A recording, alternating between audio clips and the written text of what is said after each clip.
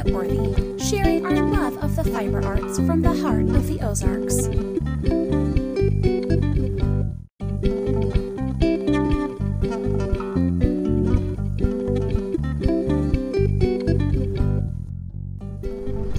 Hello, and welcome to the Knitworthy podcast. Are we on episode 6 now? No, this is 5. You're counting this is the trailer. 5. I am. Mm-hmm. It's a cute trailer. If you haven't seen it, you should go look at it. But here we are. Yes. Episode 5. We are coming to you just 1 week after we podcasted on Wednesday of last week because we have a theory. Mm-hmm. Mom, would you like to tell them our theory? Our theory is if we do it every week, it won't be so long. No. It won't go to 12 hours. No, because I don't know about you, but I don't have time for a 12-hour podcast. No. To listen to one or to make one. That's right. Yeah. There isn't time enough in the day. That's right. So here we are. I am Brianne, also known as Being Brianne on Ravelry and on Instagram, and this is my gorgeous mother.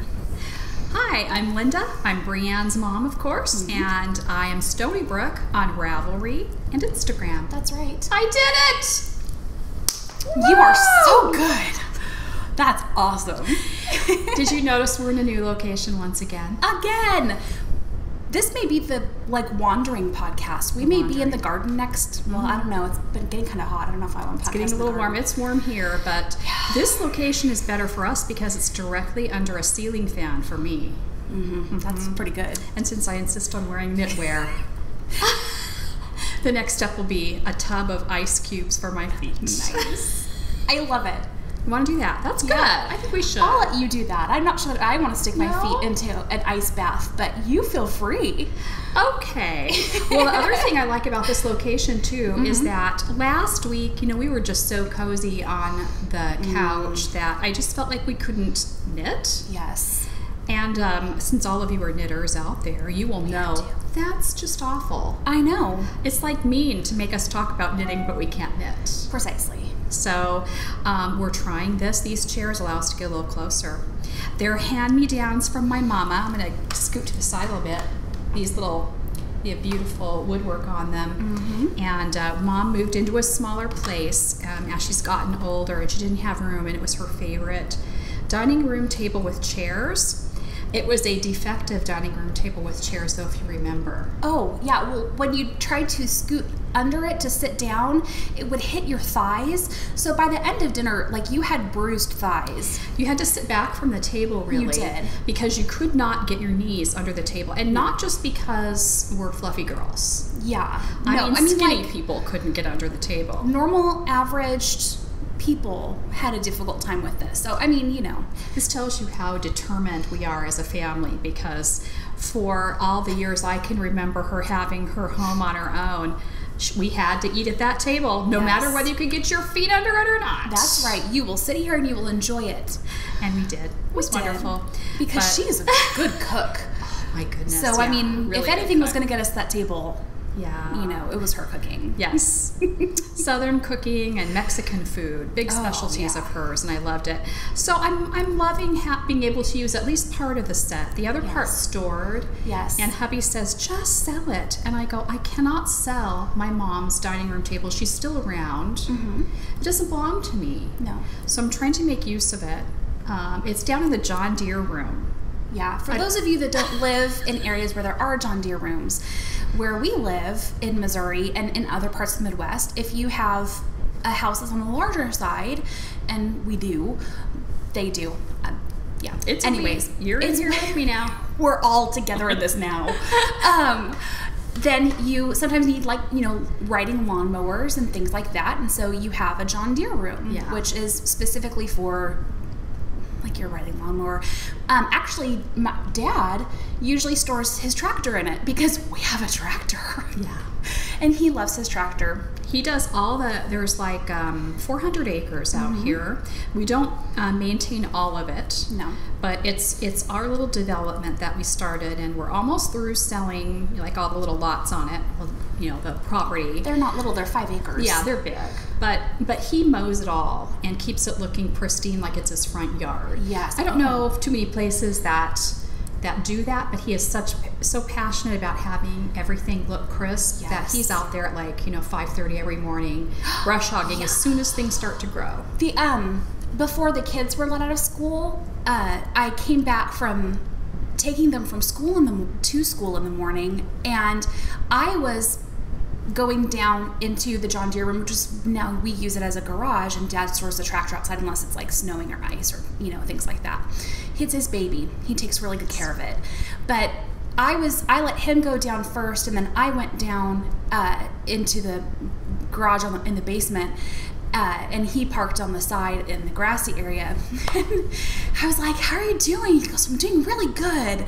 I was like, "Awesome. Are you already done with your mowing?" And he goes, "Oh yeah." He goes, "I try to put in 3 hours every day." It was like 8:30, and he already had done 3 hours of mowing. This man is determined, and it's like, but he takes such pride in it. He does.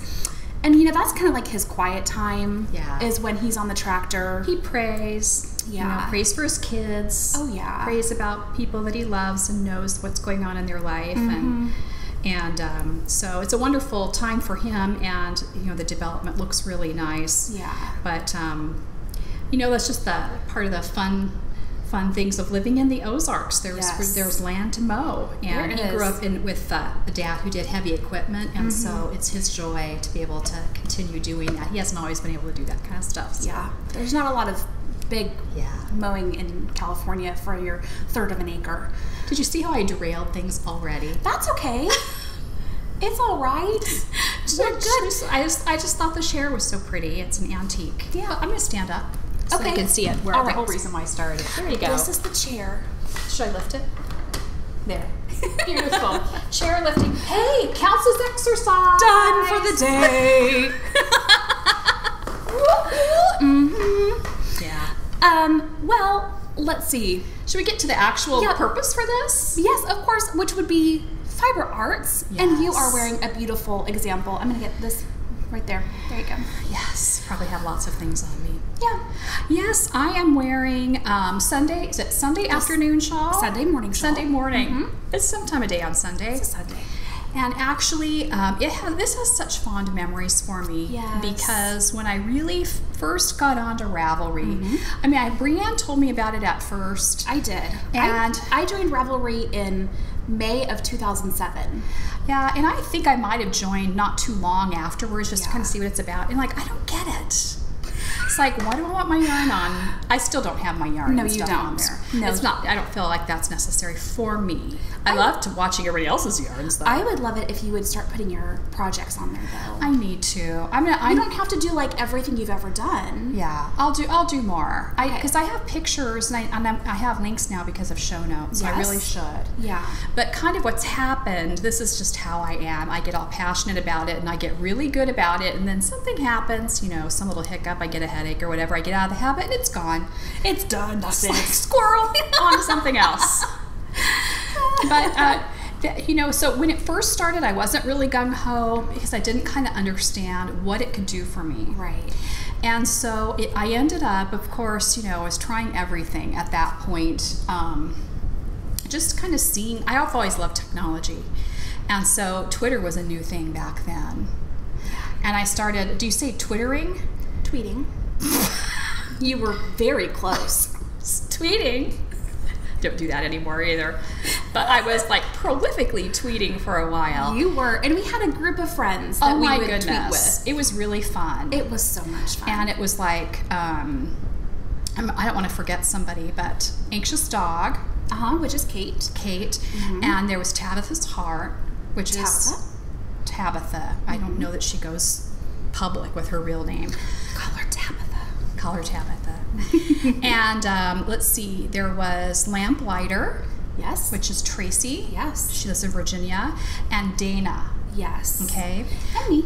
And you, of course. Yes. Us.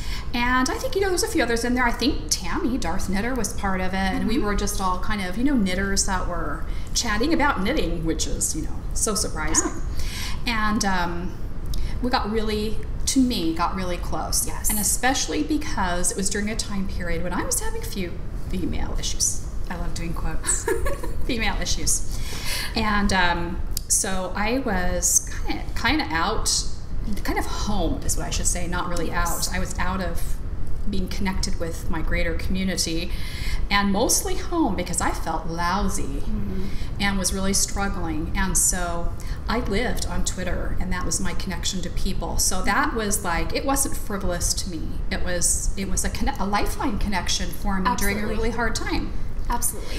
And so during that time period, Dana was doing the Sunday morning shawl. Yeah, and she started it, and then I think you and I started it too. Yeah. And then didn't Tabitha do one too? I think pretty much we all did. And Tracy, I think we all did. Yeah, I'm not sure. Like a knit along on Twitter, and it was so fun. It was very fun, and I did it just because they were doing it, and it was the first time I kind of caught the idea of how fun it is to be part of a community of knitters. And so Dana was a really fun person, very up, and she was a prolific knitter, and it was probably, I'm trying to think of how long of a time period, was it 6 months or a year afterwards that I had learned that her backstory, she had had some issues, and cancer was one of them. And she was fighting cancer at that point during the time when we were most prolifically connected. I think it was a lifeline for everybody. I think it was. And so we really tried to be a support for her. And I remember when we no longer got tweets anymore, no longer were able to message her. We were praying for her and just trusting and hoping and believing that God would miraculously heal her. But that wasn't his plan. And she went to be home with Jesus. She did, but I got to meet her before. We did. We did. And it was so wonderful, too, because even Heather got to meet her. Yes. We had a meetup. She was wearing the Einstein coat, I remember. She and she had red clogs. I went right out and got red clogs. Yes, you did. So fun. Yes. But she was just a dynamic person and very up, very happy. I mean, loved fibers and all the things we love. And I felt so connected to her. And in fact, I think her profile's still on Ravelry. It is. Did you know that her name is still in my phone? Oh, is it? Yeah. I haven't had the heart to delete it yet. I mean, she's been gone for several years now, and I will.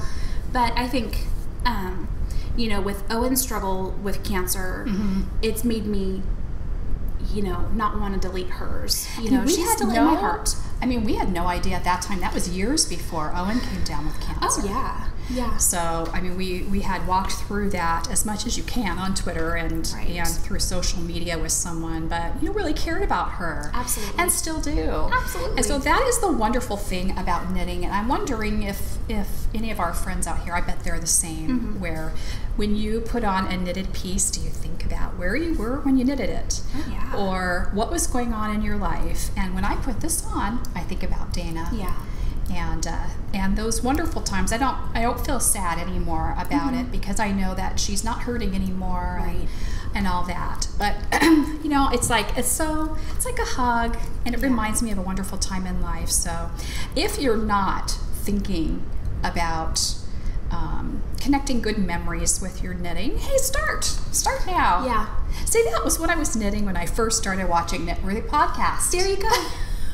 We'd be happy to be part of those memories. Wouldn't that be fun? Yes. Yes. Absolutely. Long intro for I'm wearing Sunday morning shirts. Well, I will go first in what I have on my needles because this is pretty much it. What you see right here is the second sock of my Hermione's everyday socks that are turning out to be for Brian and not for me. That's okay though. I love him and he is worthy of socks. And I'm actually on the cuff. I have not had a lot of time to knit in the past week. It's been just crazy and busy, and I've lost full days due to, other things. Not, horrible things, but just being busy and being away from home. Who else thinks that summer's going to be this big relaxing time? And every time I forget how busy summer is. I know. I mean, I thought for sure, this is going to be so good. The kids are out of school, and I'm going to have so much time to knit. And then, when your kids are home, you kind of have to keep them busy. And I am a firm believer that I am not responsible for keeping my kids entertained. But there's a lot of convincing them that they are the people in charge of that and helping to, redirect them and referee them and, motivate too them. much time together. Yes. Can initiate more bickering. Oh, yes. And you just want to not even get to the bickering part. Right. So like Friday, we have instituted Friday Fun Days. And so Friday, I took the kids to Chuck E. Cheese. And we all survived. Are you okay? I think I'm okay. Being mouth to mouth, I could do that. No, it's okay. I got the paddles. You need the paddles? No. Okay. No. But we got there like 5 minutes after it opened, and we stayed for about 2 hours. And so that was good timing because we all held hands before we entered Chuck E. Cheese. And I said, I want you to understand some things. And we're in this circle, huddled together, and we had a moment, and I said, we are not buying pizza here because the pizza here is very expensive and not delicious. We will do something else for lunch, I promise you. But we're gonna stay here for 2 hours, and then we're gonna go do lunch someplace else. And so so I said, what will I tell you if you ask me for pizza? And they all go, no. And I'm like, yes, you're so good. But they never remember later. They don't. I think they get Chuck E. Cheese amnesia.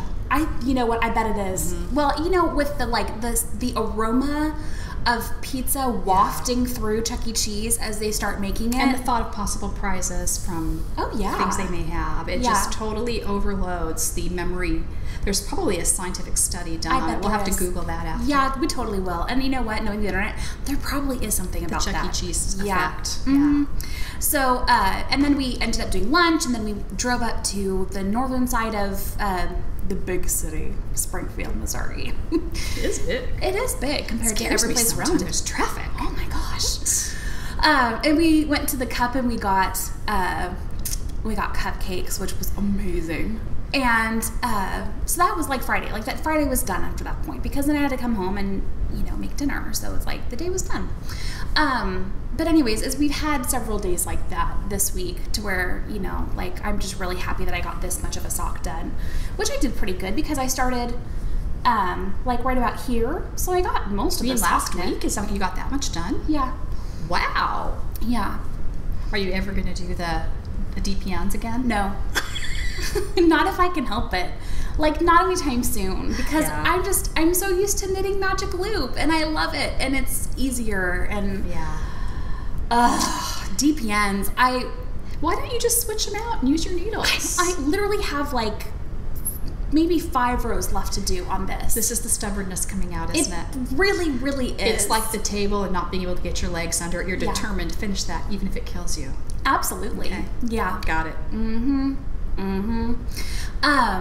So yeah, but I'm almost done. But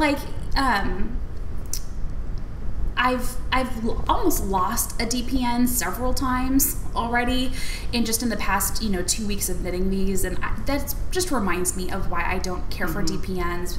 I almost lost one yesterday at the hospital. Yesterday was Owen's clinic day up in St. Louis at St. Louis Children's Hospital, and I had to move one of their infusion chairs so that I could get underneath it to get.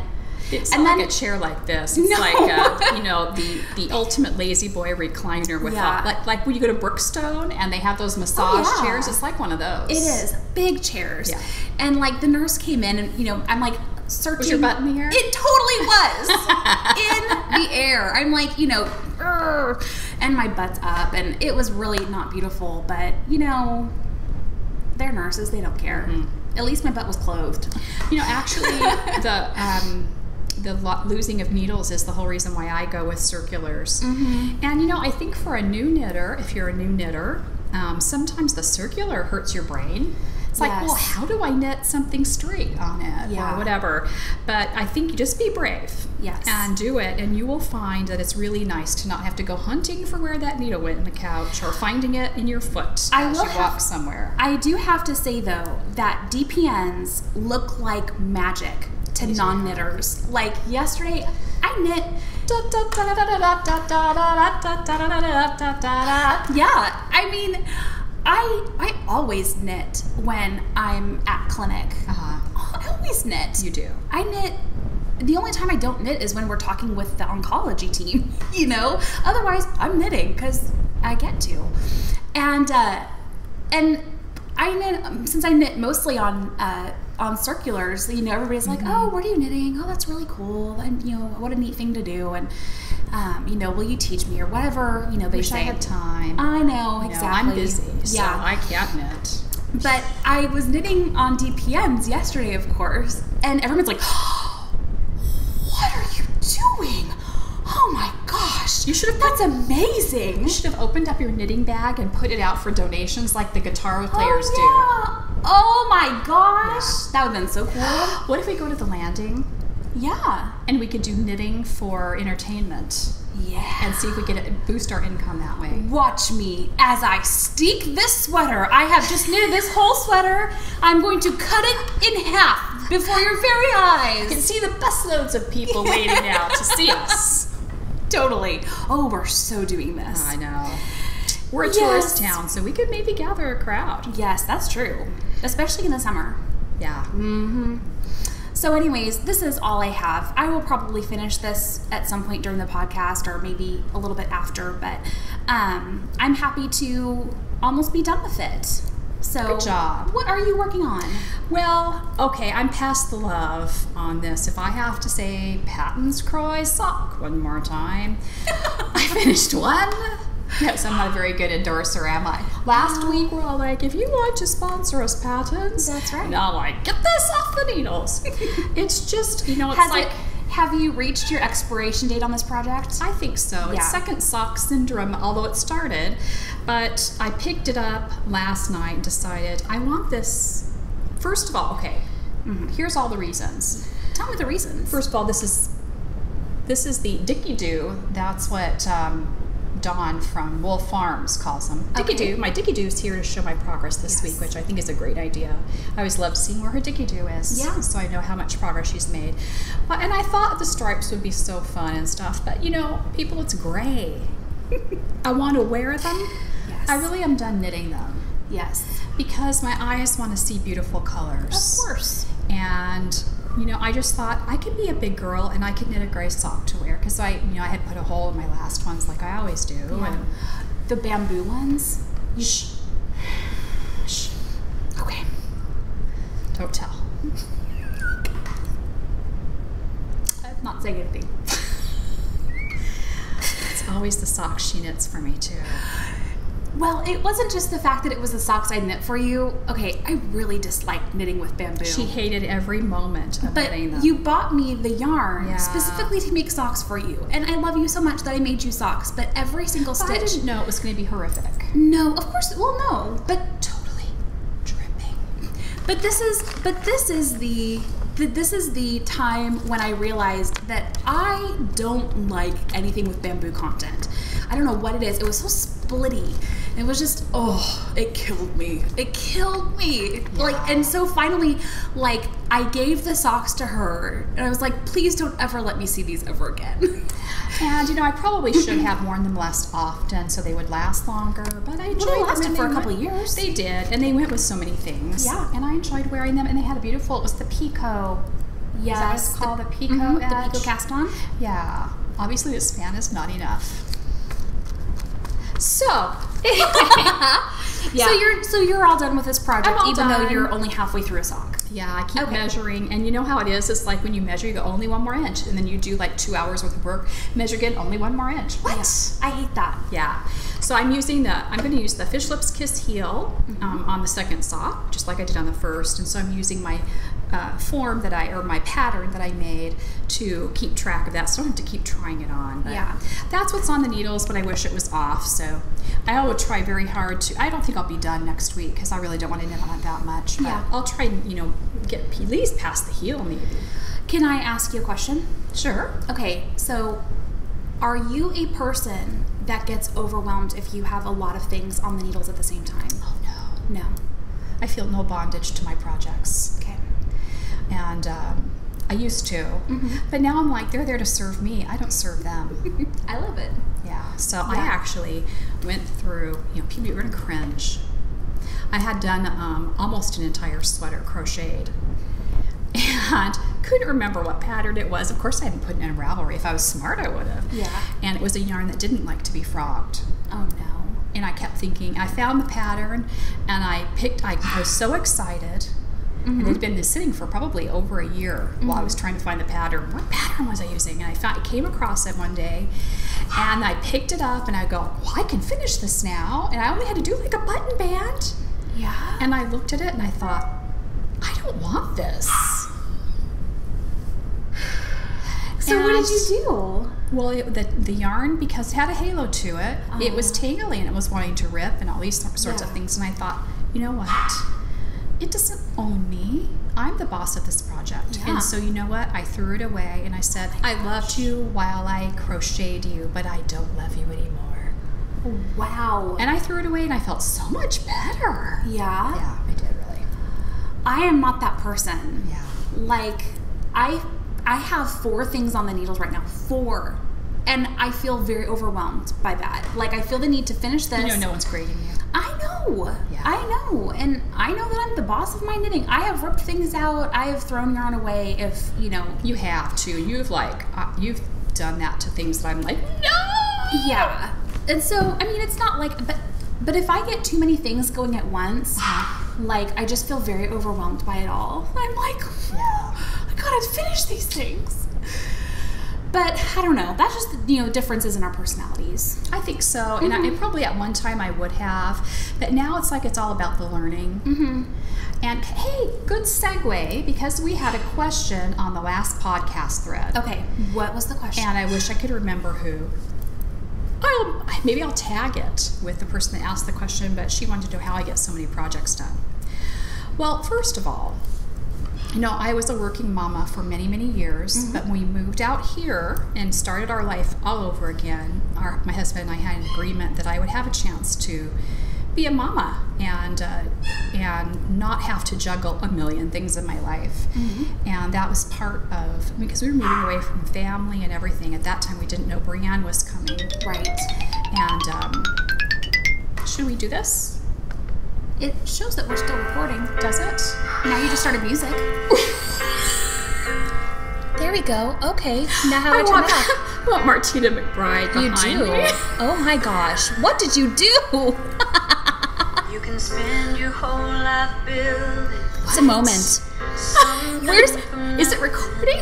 I think it is. Oh, Martina. Quit. How funny. How did it do that? Well, it went to the screen, and then if you click on that thing, then it plays it for you. I clicked on the thing. You clicked on it. Oh, sheesh. Are you kidding me? We're totally editing this out. No, we're not. I think Is it still recording? What the heck? Okay. So the screen disappeared, so I couldn't see if it was recording, so I just was going to wiggle the cursor so that we could see, and apparently I selected Martina McBride. That's right. We had a nice little sing-along. It was beautiful. But we couldn't figure out how to make it stop. iTunes wouldn't open up, and so then we just decided to stop and restart the computer. She wanted to start all over again, but I said, no, that's the best part of this podcast. That's the funniest thing so far. You get us all warts and all. That's right. And it was still recording while the music was going on. So you guys are gonna get a little show about that. Yeah. All right. Oh, Wait, is it recording? What's going on? The light says we're recording. Okay, so I'll speed this up as much as I can. Basically, coming out here was a change of lifestyle for all of us. I'm glad you remembered where we were. Yes, because once the music started, I lost it all. And so partly it was going to be me getting a chance to be just a mommy and not have to juggle everything. And the other thing was, you know, of course, we've talked about bucket list before, and I finished 2 years of college, and then my lovely Brianne came along. Changed my plans a little bit. And I always said I was going to go back to college. And now as I've gotten older, I'm like, what do I want to study? I don't want to go to college. What do you want to be when you grow up? Yeah. Still trying to decide that. I want to be a fiber artist when I grow up. There you go. But I decided, you know what I really want to learn is not what I would go to college for. I want to learn the fiber arts. I want to do artistic things. I want to enjoy my creativity, which I've never been able to do, but in just very limited amounts, and just explore that. So I have taken this like this whole idea of learning about the fiber arts as if I were in college. And so I pursue it with passion. That's why she's much more. We had an iTunes review. And the person said, Linda is very adventurous. And that is true. Because I think you're very intentionally adventurous with the things that you try. You like falling down the rabbit hole. I do. You so like fun. Becoming engrossed in whatever it is that you find that interests you. I think that's awesome. Yeah. Well, thank you. Yes, you're welcome. But anyway, that's the whole point of it. So I am tackling it as if I were going to college and getting a degree, but I'm learning what I really want to learn, and so I am having so much fun. So it's not work to me, and basically I just do it every spare moment. And that's not something that everybody can do. Right. And I don't know how long I'll be able to do it, but for as long as I can, I will. And if I need to get called back into the workforce, then there I'll go. Yeah. But for now, I'm enjoying it so much. Yes, you really are. Yeah. So and I think that's part of the reason my dad asks her, do you like doing this? It's always going on. Really? Yeah. You sure? Okay. Yeah, that's pretty much it. And, the thing is like in my world out here, all the people I go to church with and all that, none of them get it. Yeah. And so it's really you people that make me feel so happy to be sharing this with you, because finally someone gets how cool it is to make your own knitted items, to process your own fiber, to dye things, all those things, to learn how to do it yourself. It's a certain kind of a person that wants to do that, doesn't want to just go down and buy it at Walmart. So you know who is not a person that understands it? Who? Your mother. Yeah. So my job is, we call her Peepa. That's her mom. That was the name that I gave her when I was tiny. And first grandchild gets to name the grandparent. That's right. I got naming rights. I named her Peepa. And I'm Dee. That's right. Owen named you Dee. Yeah. After Candy, because she always was giving him lollipops. So anyways, but, she, Peepa has dementia. And, so she needs someone to help her with, just things, getting her to appointments and making sure that she's okay. And she's a really big storyteller. And so she wants to have somebody to tell her stories to. And so I go and I take Evan with me. That's my 4-year-old. And we go and we take her to the beauty salon to get her hair done and nails done once a week. And it's like play dates for a grown-up, which is really fun. I'm really counting on when I get to go on play dates too. Yeah, we'll let Will Ailish you take me? Yeah, or Ailish. Ailish can take me. Yeah. That'll be fun. She'll talk to you like this. She's got a very high voice. Very high voice. The verse at the end of Yes. last week was Ailish. Wasn't that the cutest? That's her normal voice. Normal voice. It's and so she funny. reads really well. She does. So she's a great one for it. We're going to see if we can find one for this week, because I loved it so much. But Peepa does not understand. No. She's like, she finds it very comforting when I do knit. She'll ask me to knit if I don't have it with me or have it out. But she likes to, she'll say, now, you're knitting a sweater. And I know that you can buy them and not take a lot of time. So do you just not like to go to the store? Or like what, why are you knitting yourself a sweater? She's very concerned. Like she wants to figure out the psychology behind me knitting. So we just talk, but she totally doesn't understand. She goes, I'm gonna guess how much yarn you have at home. And I was like, okay, this'll be fun. And so she goes, I'm gonna say that you have 10 skeins of yarn at home. Whoa. I know. And I was like, oh, Peepa. I bet none of you have 10 skeins at home. I was like, oh, Peepa, if I told you how much yarn I have at home, like, you would be very disappointed in me. Well, she's totally forgetting all my growing up. She enjoyed sewing. And she had a closet that could not hold one more yard of fabric. So she totally gets it. She just doesn't remember that she gets it. Yes. But anyways. Well, okay. So now we kind of got so off track. So where are we? What's next? Okay, so I next, my sock. You're talking about your Snapdragon shawl. Oh, Snapdragon. Oh, boy. That's just a story. So here's the deal. I had 3 skeins of yarn. Tunisian crochet eats yarn. Yeah. Okay, 300. Crochet in general does, but do you think does. Tunisian crochet eats it more? I think it eats more. Yeah. Because there's 3 skeins of yarn for a shawlette that's, I think it'd end up being something like this. And I had done only 1 stripe. I think if you remember, it had the brown and the kind of burgundy color, and then I was going into the green. I had done 1 stripe of green, and I was going to do more, but I thought, no, let's just finish it and do the end border. It's a lacy kind of a border, and Tunisian lace is something I really wanted to learn, and so that was the whole point of it, getting to the Tunisian lace. Right.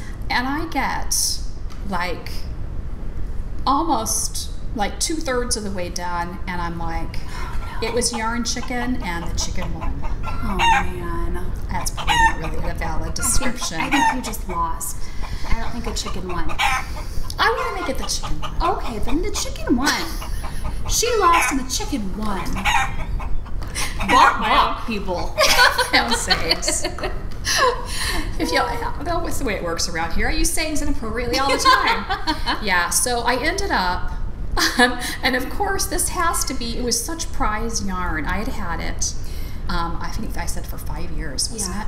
Yeah. 5 years. And I've been waiting for the right project. And so I ended up contacting Julie Spins because it's her yarn. And I don't even know how big she was back then, but she's pretty big now. She sells at Loopy U. Right. And she's amazing. Her colors are so beautiful. And so I contacted her and I go, the color was tapenade, which is an olive, kind of Italian olivey dish. And it's very delicious. If you ever get a chance to have tapenade, have some on your sandwich. It's wonderful. But she says, no, that's like from 5 years ago. I don't still have that colorway, but she was so sweet. She told me it'd be like 2 weeks out. I go, fine, I'll wait. I'll just put the project aside. Yeah. And I thought, I'll just have her do a new green, and I'll just do all the border the same color. 400 yards. Surely I can do a border with 400 yards. Wasn't that skein of yarn like 400 yards? Yes, but I'd already done another stripe in it. Oh, I see. Okay. That makes more sense. I'm hoping. Yeah. All right. So anyway, she contacted me yesterday, and she says, I have this spun up. Not spun up. She didn't spin it for me, but she dyed it up already. So Wow. sweet of That's her. really And good. she goes, you don't have to take it, but if you like it, you can have it. And it's beautiful. It's a green. It's not quite as olivey as the other one, but I think it's going to be lovely. So Wonderful. that's on its way. That's part of gilding the lily. I didn't want to, but I sometimes you have to. I want the shawl, and I want to finish it, and I don't want to just bail on it. And so I have this partial skein now of the green, the olive green, the tapenade, and so I haven't completely ripped back, but I took the part of the ball I hadn't used yet, and I'm dedicating it to my Beekeeper quilt. Oh, that's a good idea. Yeah, I don't have any green in that, so Yeah. I'll talk about that later. All right. That's the saga. This is like a total epic fail week. There are so many failures this week, but that's okay. That's what life is about. Not everything goes wonderfully. That's true. And I can wait. And I learned that how I said I wasn't going to weigh the yarn to see if I had enough, and I really should have. Yeah. Though I don't know, I could have estimated it because the border is, well, I guess I could have. I just was too lazy to, and I wanted to wing it. I'm a wing it. We know for next time. We do. Yes. So what came off your needles this week? Okay, so off my needles are, I'm going to count this because the Beekeeper quilt will never be done. Okay? Yes. In fact, Brianne and I talked about it, and she said maybe it could be a wall hanging. So I'll make it, as big as a wall hanging, then decide if I want to do more. Because otherwise, she's got a California king size bed. No, it's not going to be that. No, that'd be a long project. So we'll link to the Beekeeper quilt. I think it's Tiny Owl Knits, and she does such fun projects. She has such a sense of whimsy, and I love that about her, and she can pull it off. I mean, she puts on this hat with little antlers on it and looks adorable. It's true. But she did this quilt. She said she did it as a take-along project, and she made these little honeycombs, and they're padded. Okay, so what you do is you use your sock needles, and you are I think it's like a size 2, but you can look it up on the pattern. And you're doing like a toe cast on, like you would for a sock. And then you're creating a pocket in which you are going to stuff something to make it padded. And it's a honeycomb effect, and so hence the Beekeeper reference. Yes. And this is what I have decided to do. I did not want to have a pile of 1,000,000 of these to put together at the end. I do not blame you one bit. Okay. Yes, no. And what they do is in the book, in her pattern, they tie together just like between these edges. And so there is some openness to it. It's not all sewed together. Mm-hmm. But still, she said she did all of hers in one day. She did a twin size. But I thought I don't want a bunch of loose ones. I want to feel like I'm accomplishing something as I go. Mm-hmm. So I decided mine is going to be in the style of a Grandma's Flower Garden quilt. And that's one that's done with similar hexagonal motifs. And then I crochet them together as I go. And these yarns are all wonderfully donated by Brianne. Yes. Thanks, Bri. I have, I saved the little bits of leftover sock yarn, and I had so many. And so I just brought up, the container of leftovers, because I'm never going to make a blanket like that. And so I was like, please, pick out the ones that you like. So this is the green from the Snapdragon shawl that I had to reorder. So I'm repurposing it, and I love greens, and so this is happy for me. And you can see the crochet stitch around here. And then, so I crochet each little individual hexagon at the bottom where I bound off. That's what that has in common. Then I pick up at the middle of the hexagon, and I crochet all the way around, and they're connected with crochet as opposed to a tie. And I'm hoping it'll make it more stable, so when I assemble it, it'll be a sturdier bit. But I've got a little pile of my hexagons. There's another one. And I just love the idea that they're going to be little flowers. And I don't know if I'm going to join, I don't know if this is going to be the right side or if this is going to be the right side. I'm not sure. But I love both sides, and that probably works out great for a blanket. Mm-hmm. Absolutely. And I may do one color for a spacer between them. I just don't know. When I have enough to put them together, I'll worry about that. But honestly, that's a lot of work. There are 6 hexagons on the outside and a 7th in the middle. So 7 hexagons. I did 14 hexagons this week. Yeah. And it takes a long time. It does. So, I do it when this is just one of those things I don't feel bound to, but I do it when I feel like it. But I'm trying to at least accomplish something on it. Mm-hmm. I feel really impressed by anyone who has the stamina to put together like a sock yarn blanket.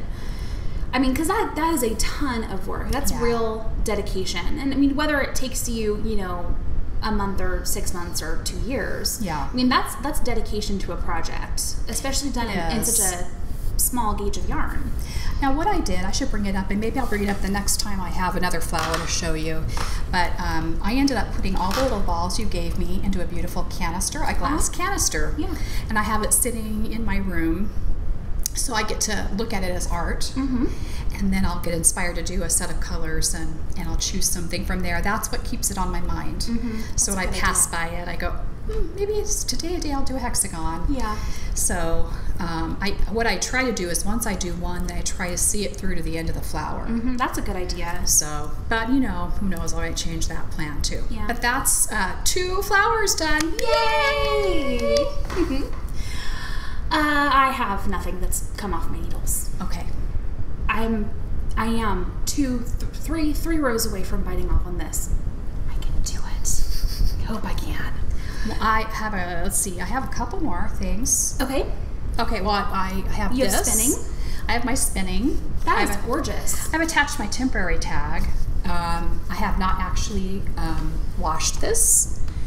And you can see that I tied it off with a blue thread, so the blue is not actually part of the yarn.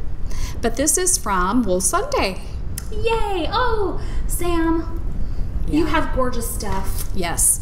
So I'm so excited because I ended up doing the Polworth. Wow, what a fun spin is that? You enjoyed that? Really enjoyed it. I got 490 yards out of 4 ounces. Wow. Fingering weight. That's beautiful. Aren't you impressed? Yes, that's so kind of you to give it to me too. So remember, I have the other, I bought, and she was sweet to gift me with this one, and I purchased another one, so I will have like 900 yards to a shawl. Oh my gosh. How fun is that? Yeah. So I'm going to be working on that this week. I love it. And gorgeous. at some point, the plan is that when I get yarn, that I will spin it, and I will not keep it, but I will. But she's gonna give it all to me. I'm supposed to put it in my Etsy shop. How long has John been asking me, okay, you keep saying you're going to sell something, because, you know, that's always part of it. You know, for, I don't know if you know, I don't know if you know. Do you know my husband? But like for him, the value of something is in, does it earn money? True. Okay? Yes. So none of this earns money. It's all about fun. But it's like, you know, it's kind of mean to be saying, well, you have to earn money, but I don't. So I need to find a way to earn some money. So I made Brianne make me accountable. She says, okay, in 3 episodes, you are going to have something ready to put in an Etsy shop. Yeah. I said she needed, and you can help hold her accountable too, because she's done a lot of spinning and a lot of things that she's accomplished. But I told her that she needs to have at least 4 skeins of yarn to put into her Etsy shop. Yeah. Because you need to be able to give people a selection. Yeah. And so you don't have to have 100 things in your Etsy shop. Just put up 4 things. But the hard thing is, you know, it is really putting yourself out there. And I bet a lot of people know. It's like you don't want to be rejected. No, of course not. So you don't want to be the one person who goes on Etsy and never sells anything. I'm sure that there are plenty of people who have sold only like one thing on Etsy. It could be. But you know what? I think the difference is that, you know, you have a lot of different things that you can do. It's not like you're just doing one thing. Yeah. You know, you have a lot of different things that you can provide. Like when I was at work, I never did the jobs that were like open the mail every day kind of a thing, because I'm very project oriented. Yes, you are. So give me a project, I'll bulldog it through till it's done, but don't make me do the same thing in the same way every day, because I will go out of my mind.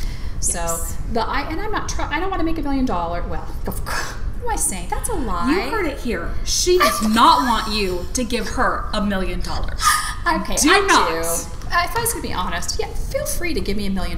I'm losing. Look at, oh my goodness. I have sweat rings from my scarf. Cover it, quick. You saw nothing. I give my all for the podcast. But, you know, of course, you know, if someone wanted to gift me $1 million, I'm not going to say, no thanks. Yeah. I would share it with people who needed it, right? Yeah. But anyway, I'm not trying to make $1 million. My thought is, if I purchase fiber and it's $15, then I can't get what it costs me. I mean, it takes me a whole day to spin something, so you're not going to get an hourly wage out of it. No. But enough to make it so that it's fun for us here on the podcast, and then maybe somebody out there in the world would think it was fun to try using it. So let's see. It doesn't all have to sit in my closet. Let's make some use of it. Yeah. And you do beautiful spinning. Thank and you. you have a real eye for color, and so I'm sure that the things that you make are going to be amazing. I don't know, but I'm going to try it. And this is it's all about being brave, and that's right. That's what the bucket list concept is all about. You're just going to be brave and try it. Yeah. Realizing that not ever doing it is not nearly as much fun. That's true. So, okay, was there anything else? Oh, I do. I have 2 more things, but not finished. So you go ahead. I have nothing. You have nothing? This right here, I'm telling you, this is it, people. This is all I can give you today, is 1 sock. Okay. Well, I have more things. It's sad, but I'm sorry. So it's a good thing, right? Yes. I have a good thing today. Yes, okay. So I'm going to put the links up, and this is not a new thing, but I'm opening up my Brighton pins. I keep my stitch markers in. These plastic stitch markers, there's one hanging from another here. These are my favorites.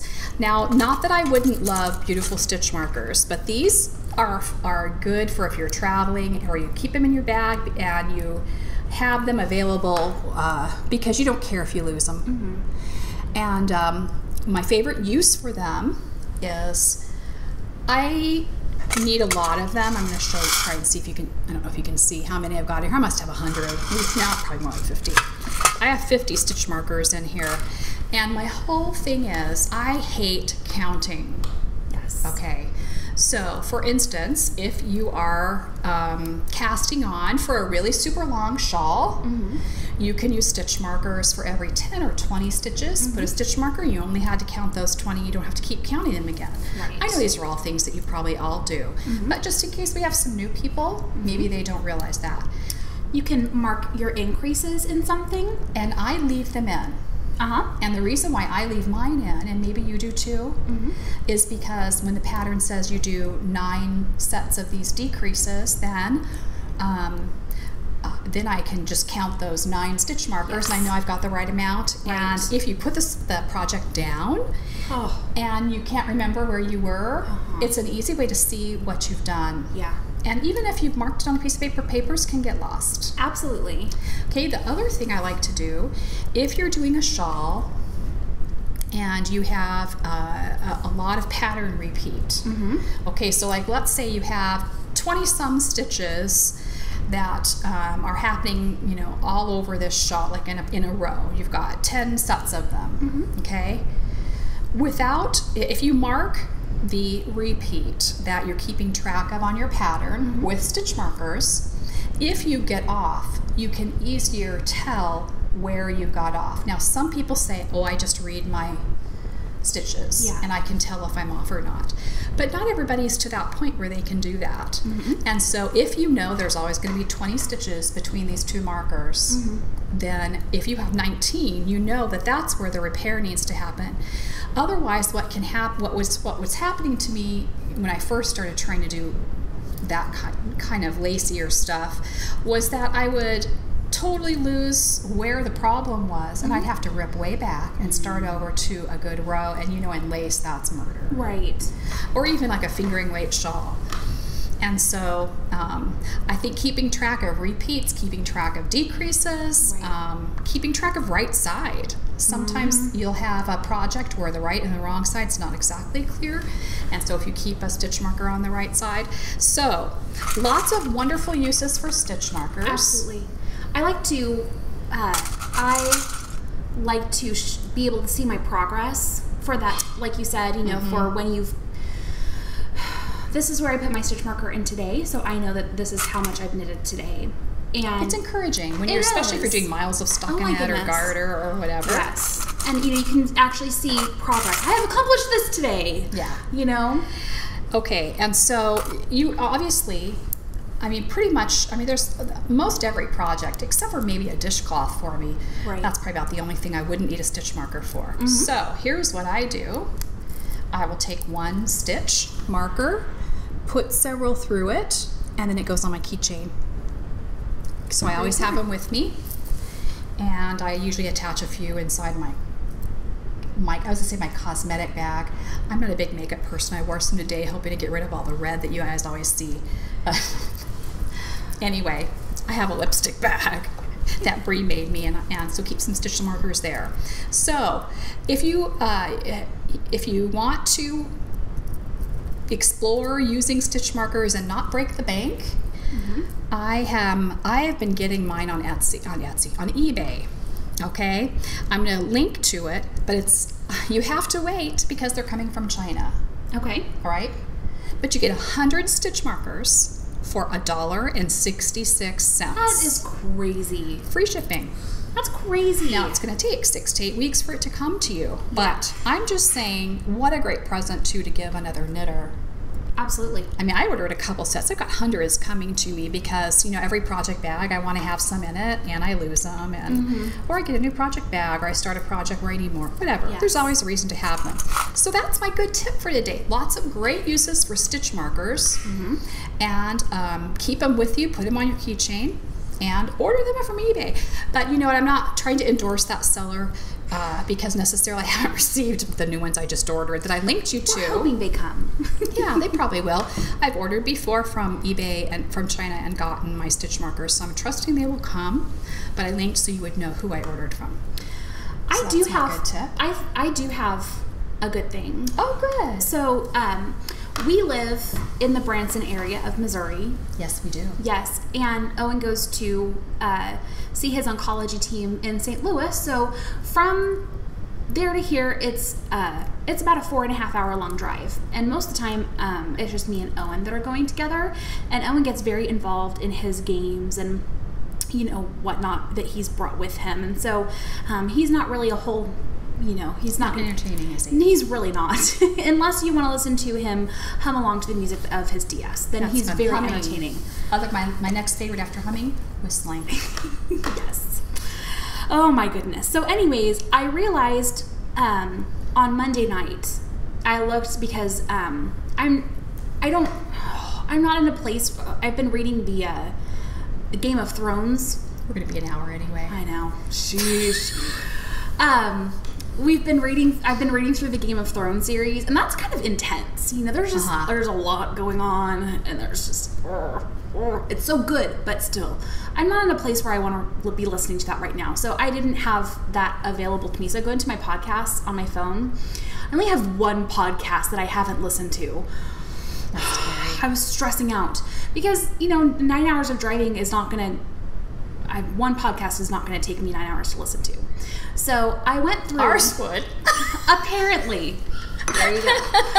But, so I ended up downloading a whole bunch of podcasts that were new to me. Oh, good. So I wanted to let you know about them because maybe they might be interesting to you too. Good idea. So the first one that I downloaded was Two Knitlit Chicks, which is very fun. It's a mother and daughter, and they talk about their knitting, and they talk about the books that they're reading. Fun. There's Knit Spin Cake, and I believe she's in the UK somewhere. She's got this lovely accent. Cake. I want cake. I know. Okay. Yes.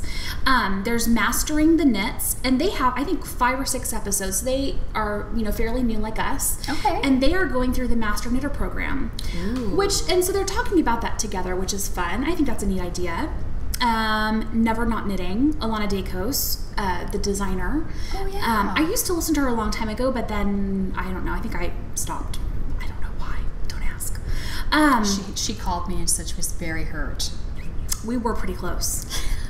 Yeah, we were like this, and I was right here. Okay.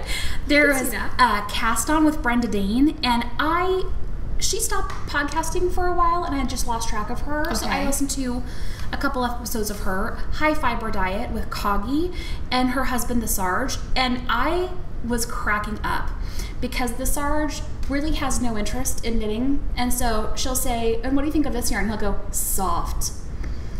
Like, that's it. Like, he does, like, color commentary. Nice. Like, in a way, it's so dry. Like, you can tell he's just like, what am I doing here? It's good. It's so funny.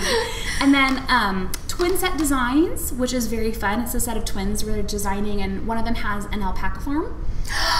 Mm-hmm. Fun. And then Fiber Town, which was also very fun. Are you linking to them? I will link to them in the show notes. And we should tell them about where our show notes are going to be from now on. Yes. You don't want to? Well, I do, but I'm hoping it's really up. I haven't checked to see. Okay. I think it'll be up as of tomorrow, but we're uploading tomorrow. So we should be okay. So, we have a website. Pretty sure. It's up on our end of things. We're just waiting for Google to finish something up. Yeah, they were going to fix some links for me so that it would come up properly. Yes. You can see it. Yeah, that really was what matters.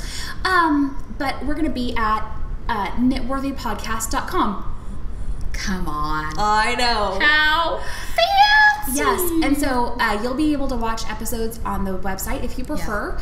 Yeah. It's going to have all of our show notes with links to everything, but and RSS feed. I know a couple people asked, and I may have to get to the people who asked me to see if it works for them. Yes. So once look at our group, and we'll let you know when we actually find out that they've got us launched. Yeah. So I guess it takes like 48 hours or something for them to do whatever magic they do. Yeah. Is that it for you for today? We need to come up with something for, I could purloin it from the Knit More girls. Yeah. When knitting attacks, but it's not really knitting. We need something for when things just don't go right. Will you help us think of a segment name for that? Yeah, because we know it's going to happen.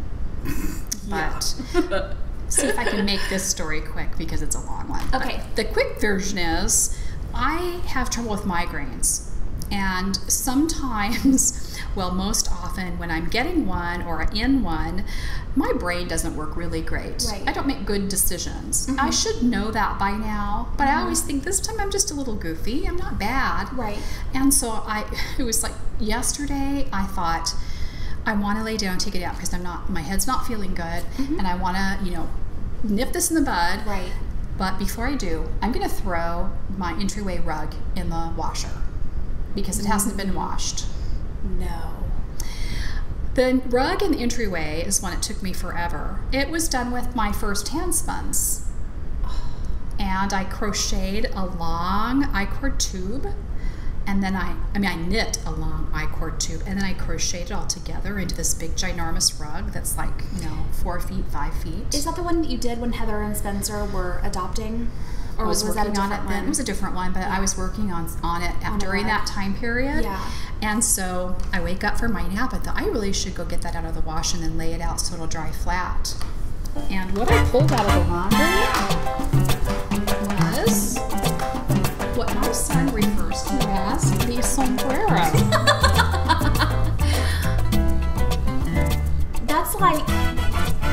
That's like a sombrero for a cartoon character even. Yes. Do you see how it didn't felt the same way in the middle? I put it Oh, that's okay. It's all right. Sorry. I put it on. Otterbox Defenders. Yeah. You need one. What was I thinking? I put it on sanitary wash, which is the super hottest setting for 2.5 hours. I slept for 2.5 hours. Oh, Mom. I'm sorry. So I really don't know. It cracked me up when he goes, Mom, I was asking my son to help me stretch it out. It was like a Lucy show and picture. We're like pulling and go, don't let go. Oh my gosh. But, with the big hump in the middle and stuff, I don't know. So here's the plan. What's the plan? I'm going to get it wet one more time after this. And then Isaac is going to see if there's any way he can stretch the rim so that the top, this is so that the middle will flatten. Yes. If not, I don't know anything else to do with a knitted, felted sombrero. I have no ideas for you. And I mean, it's so sentimental. It was adorable. This is really the side that I loved because it, where I crocheted it together. And you see, although it was like my first dyeing adventure, all these funky colors here, and I loved it. And at the time I thought, well, I don't mind if it felts a little bit. It's been washed before. But what idiot puts it on sanitary wash and thinks it's not going to felt? Someone who's getting a migraine and makes a bad The person decisions. who does not have all of her mental faculties about her. Sorry, Mom. Yeah. So anyway, we will see if Son is able to manhandle this thing back into some sort of a rug shape. Redeem it. I promise to never wash it again. I will beat it silly, but not wash it. But oh my word, so much work. I'm sorry. Yeah. So we shouldn't end on a sad note. Don't you have something funny to say? No. You're on. You know what? Life's too short to regret these things. I love knitting. I love spinning. It's a funny story. Who else has thought of making a knitted sombrero? There you go. Okay. And maybe I'll convince hubby to go out and do his mowing with these sombrero. Think of the coverage you get with this. You're not going to get a sun. That is so true. Yeah. Yeah. Oh my gosh. Anyway, that's the fun stuff for today. Ta-da! Yay! Only 12 hours into That's it. Thanks for joining us. We're so glad that you came. And if this is your first time, watch one of our other episodes. I don't know what to say. This is a little bit weird. Really unique. It sure is. And if you've come back, we really thank you so much. Thanks a lot. Check us out on our Ravelry group. We have a really fun one. We do. We're on iTunes and YouTube. And if you would like to leave us an iTunes review, we sure would appreciate it. That would be good, because we want people to find us. We do. It's not really fun sitting here by ourselves. No. And not thinking there's someone on the other end of the camera watching. Absolutely. So we would love that. And you know what? Until next time, just remember that you're Knitworthy. are knitworthy. Bye, guys. Bye. Yes, I will give them good pasture land. There they will lie down in pleasant places and feed in lush mountain pastures. Ezekiel 34:14.